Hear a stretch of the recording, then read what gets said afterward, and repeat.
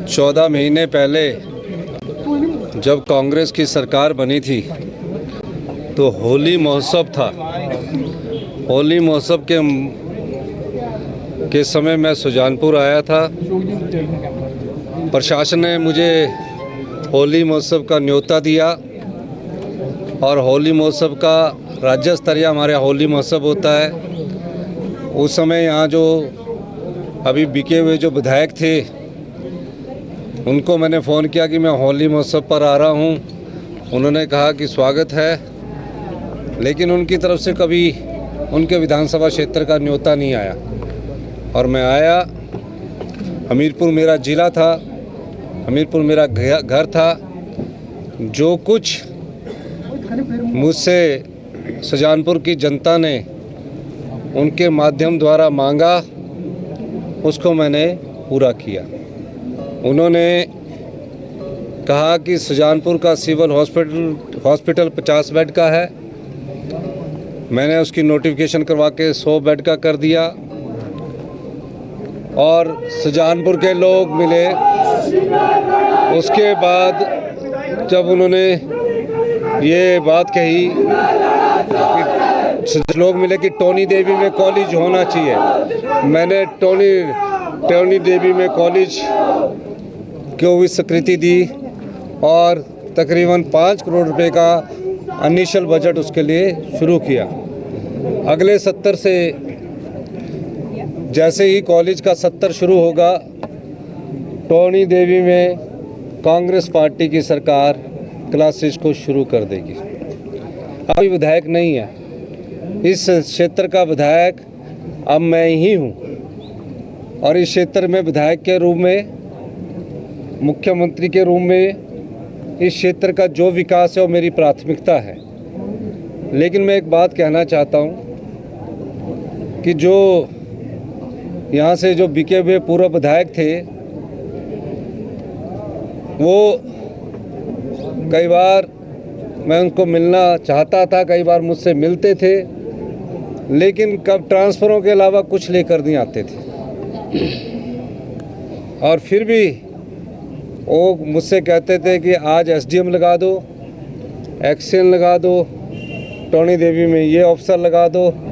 उनके कहने से मैंने सभी अफसर लगाए।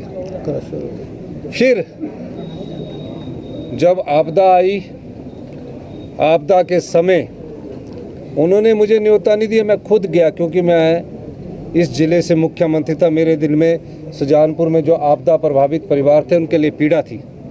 उनको मैंने चंडीगढ़ से बुलाया कि मैं जा रहा हूँ, आपने आना है, आओ, नहीं तो मैं जाऊँगा।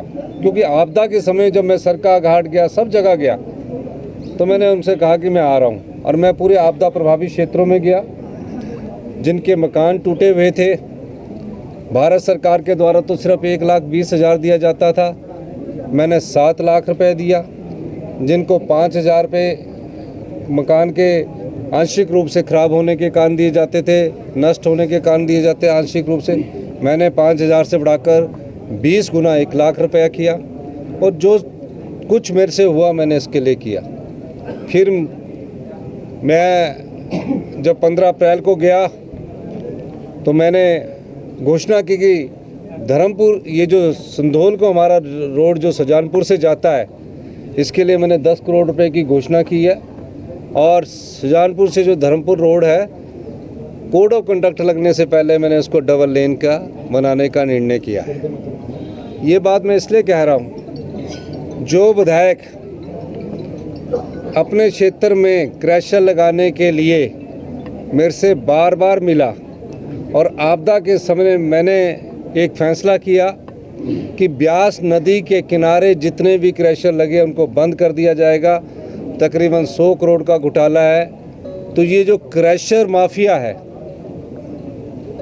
इस क्रैशर माफिया ने एक रणनीति बुनी और भारतीय जनता पार्टी ने इन्हें इतना धन दिया कि 14 महीने पहले जिस कांग्रेस पार्टी में के हाथ के निशान पर ये लोग चुनकर आए थे और जिस जिला का मैं मुख्यमंत्री था, वहाँ से सब क्रैशर लॉबी के ही आदमी थे, चाहे वो आज़ाद उम्मीदवार है, चाहे यहाँ का राजेंद्र राणा है। इन लोगों ने राज्यसभा में सरकार के खिलाफ मत दिया। सरकार का खिलाफ मत देना चलो गुस्सा हो सकता है, लेकिन आज सुजानपुर की जनता उस बिके हुए राजेंद्र राणा विधायक से ये पूछना चाहती है, 14 महीने पहले आपको विधानसभा में उपस्थिति होने के बाद भी विधानसभा सभागार के अंदर वोट डालने नहीं आए, उसके कारण ये डिस्क्वालिफिकेशन हुई है। अभी तो ये लड़ाई है कानूनी रूप ले चुकी है, लेकिन कानून का ज़्यादा वो नहीं है, लेकिन जनता की अदालत में इन्हें इस बात का जवाब देना होगा। मैं चाहूँगा कि सुजानपुर की जनता जो पूर्व विधायक बिका हुआ विधायक राजेंद्र राणा है, 1 जून को उसके खिलाफ अधिक से अधिक वोट डाले। ये सवाल कांग्रेस के कार्यकर्ताओं का नहीं है, ये सवाल बीजेपी के कार्यकर्ताओं का नहीं है। बीजेपी के कार्यकर्ताओं को तो बेचारों को ये भी नहीं पता होगा कि कौन प्रत्याशी आएगा। अचानक उनको टिकट दे दिया गया, जिसके खिलाफ वो इतने साल लड़ते रहे, अब उसका झोला उठाने के लिए क्या वो मजबूर होंगे? ये सवाल नैतिक और अनैतिकता की लड़ाई का है, ईमानदारी और बेईमानी की लड़ाई का है। 3.5 साल के लिए सुजानपुर की जनता ने कांग्रेस का विधायक चुनकर भेजा है। मैं 3.5 साल सुजानपुर की जनता से चाहता हूं, मैं दावा करता हूं सुजानपुर की तस्वीर भी बदलेंगे, सुजानपुर की तकदीर भी बदलेंगे। 40 दिन है अभी भाई मेरे, तो 40 दिन अब आप टिकटें जल्दी हो जाएगी और निश्चिंत रहिए। आपने अभी बोला कि सुजानपुर का विधायक भी मैं हूँ, मुख्यमंत्री भी मैं हूँ, क्या आप इलेक्शन लड़ रहे हैं सुजानपुर से? देखो, मैं इलेक्शन लड़ना नहीं, तो सुजानपुर और पूरा हमीरपुर जिला मेरा अपना घर है, और घर में रहने वाला जो भी व्यक्ति परिवार में होता है उस सबका सम्मान करते हैं। और जो भी है, मैं सुजानपुर का विधायक भी हूँ, जिले प्रदेश का मुख्यमंत्री भी हूँ, और अपने ज़िले से संबंधित भी हूँ। सब हम तो ये कैसी बात कर रहे हैं आप? हम 62 में 34 है, वो 25 है, 9 अभी भी ज़्यादा है। अभी 3 जो निर्दलीय विधायक है उनका चुनाव होना है, वो भी चुनाव अभी हो जाएगा। अभी 5-10 दिन में जब उसका फैसला आएगा तो उसका चुनाव हो जाएगा।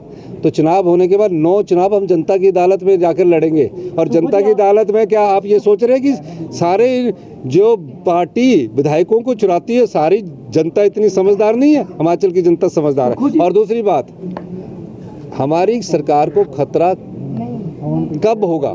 जब हम माइनॉरिटी में होंगे। हम तो मेजॉरिटी में हैं, और अभी 62 जगह चुनाव हो रहे हैं, 3 का फैसला होना है। तो अभी 3 का फैसला जब आएगा तो 9 जगह चुनाव होंगे। तो आप निश्चिंत रहिए कि हमारी सरकार भी रहेगी, और ये आम लोगों की सरकार है, गांव के गरीब किसान की सरकार है।